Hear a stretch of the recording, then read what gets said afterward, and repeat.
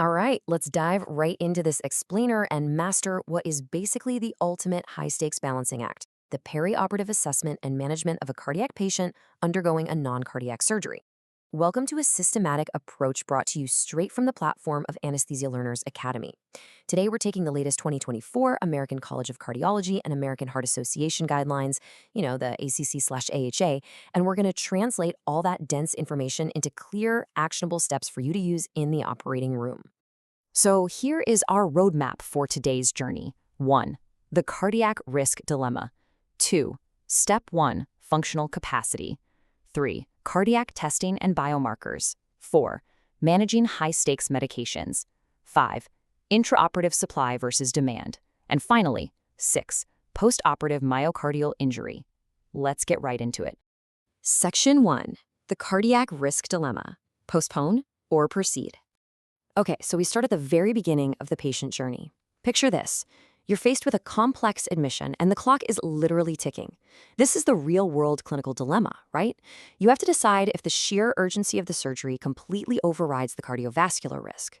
As the perioperative physician, you're the gatekeeper here. Your first major branch point is right now. Do you postpone to optimize the patient, or do you proceed to save a life? Well, let's see how this builds into an actual algorithmic triage process for clearing any patient for the OR. Step 1, is it a true emergency? If the surgery has to happen within 2 hours, the guidelines are crystal clear: proceed. You just have to manage that risk intraoperatively. But if it's not an emergency, step 2 is checking for active acute coronary syndrome, or ACS. If they have it, full stop, evaluate and treat the heart. If they're stable, then we move on to step 3, calculating the revised cardiac risk index, or RCRI, and step 4, assessing their functional capacity. Section 2. Step 1. Functional capacity, the ultimate stress test. Assuming the surgery isn't an emergency, your next move is figuring out exactly what this patient's heart can actually handle in daily life. And the absolutely crucial benchmark here is this magic number: 4. We're talking about 4 METs, or metabolic equivalents of task. 1 MET is basically just the oxygen consumption of a person sitting at rest, which is about 3.5 milliliters of oxygen per kilogram per minute.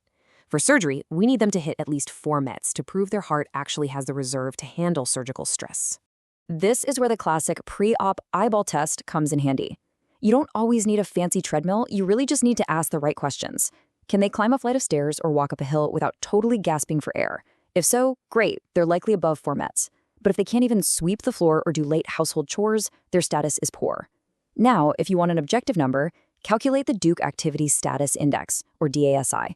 A score under 34 objectively confirms poor functional status. Section 3. Cardiac testing and biomarkers. Stop routine screening. So moving on to preoperative investigations. And guys, the 2024 guidelines have instituted a massive paradigm shift here. There is a clear directive: stop routine testing just to check a box. Ordering a stress echo simply because a patient has a history of heart disease just causes unnecessary delays and, honestly, rarely improves outcomes. The golden rule you need to remember: only order tests if finding a new abnormality will actively change your anesthetic plan or the surgical approach. Otherwise, skip it. But wait, while we are definitely dialing back on routine echoes, we are leaning heavily into lab work. You absolutely should actively order baseline cardiac biomarkers, specifically a troponin or BNP, for a very specific demographic. We're looking at patients over 65 years old or over 45 with active cardiovascular disease symptoms who are undergoing an elevated risk non-cardiac surgery. Grabbing these baseline labs is highly recommended because it's going to help you catch silent ischemic events after the surgery is over. Section 4. Managing high-stakes medications. The medication minefield. Once the tests are sorted out, you have to navigate the patient's home medication list. And let me tell you, this is like walking through a minefield. Make the wrong call and you invite disaster. For instance, you absolutely must memorize these specific wait times for coronary stents to avoid a fatal stent thrombosis right there on your table. For a bare metal stent, wait 30 days. For a drug-eluting stent placed for chronic coronary artery disease, wait 6 months for elective or 3 months if it's time-sensitive. But here's the catch. If that drug-eluting stent was placed during an acute coronary syndrome, you are locked in. You must wait a full 12 months for elective cases or 3 months if time-sensitive. Beyond stents, here are your strict rapid-fire rules of thumb for cardiovascular drugs. Aspirin, you're usually going to continue that in most cases. Clopidogrel, stop it 5 to 7 days prior. SGLT2 inhibitors, those newer diabetes and heart failure drugs, these are a big one. You must hold them 3 to 4 days prior because there is a massive risk of perioperative ketoacidosis. ACE inhibitors and ARBs taken for hypertension should generally be held 24 hours prior to avoid severe intraoperative hypotension. And beta blockers? If they're already taking them, continue them. But whatever you do, do not initiate a brand new beta blocker on the morning of surgery. Section 5. Intraoperative supply and demand, the core anesthetic philosophy. Okay, let's step into the operating room itself. Once those doors close, your single overarching job is to protect the ischemic heart. It all boils down to the fundamental equation of cardiac anesthesia, managing two opposing forces. On the myocardial oxygen supply side, you have to maximize coronary blood flow, give the heart enough diastolic time to fill, and maintain solid hemoglobin and O2 saturation. On the flip side, myocardial oxygen demand, you have to keep metabolic needs perfectly grounded by strictly controlling heart rate, contractility, and both afterload and preload. Now, out of all those hemodynamic factors, tachycardia is your ultimate threat. Think of it as a terrifying double-edged sword. When the heart races, it obviously demands way more oxygen. But simultaneously, and this is the kicker, the heart only perfuses its own coronary arteries during diastole, the resting phase. So a fast heart rate dramatically slashes that crucial diastolic resting time. When a patient is tachycardic, you are literally strangling the left ventricle of its oxygen supply, exactly when it needs it the most. So how do we actually pull this off in practice? First, you blunt tachycardia by suppressing the surgical stress response with deep multimodal analgesia.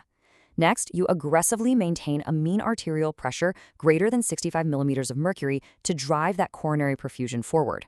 Obviously, avoid severe hypotension, hypercarbia, and hypoxia at all costs. And if you're dealing with a surgery involving major fluid shifts, don't guess. Put in an invasive arterial line so you can track these hemodynamics beat by beat. Section 6. Postoperative myocardial injury, the danger zone. All right, surgery's done. You've successfully extubated the patient. But listen closely. The most dangerous period for a compromised cardiac patient is just beginning right now in the recovery room. You have to be incredibly vigilant for MINS, or myocardial injury after non-cardiac surgery. MINS is a major killer, and the reason it's so dangerous is because it's sneaky. It's often completely silent. It's an ischemic event triggered by massive surgical demand-supply mismatch, but because it's hidden by surgical painkillers and the patient's altered state, they won't always clutch their chest in pain. In fact, it is often identified solely by elevated post-operative troponin levels.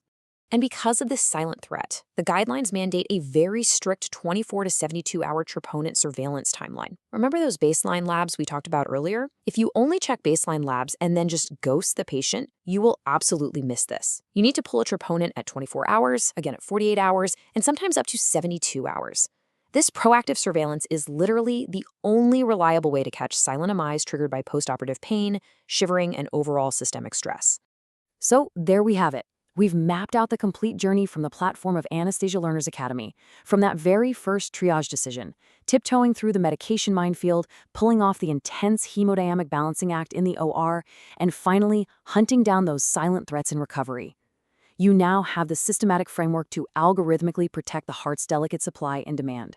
But as we know, the real test happens away from the textbooks. So I'll leave you with this. How will you balance the physiological scales the next time you're staring down a complex, high-risk case and you make the call to proceed?